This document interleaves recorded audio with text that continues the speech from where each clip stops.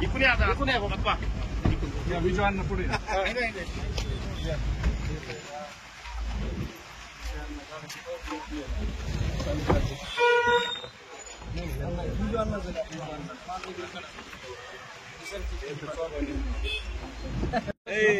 पाठीमागं बरं का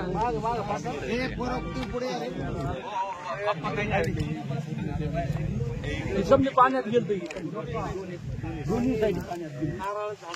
तिकडे पाणी लागलं इकडे टोटल बाजूला पाणी सगळीकडे गावात असल्यामुळं थोडंसं पाणी पुढे पूर्ण जमिनीवर बारकाली वाढ नाही समजा पाणीच गेलं होती त्या विहिरीत पाणी चाललं विहीर पाणी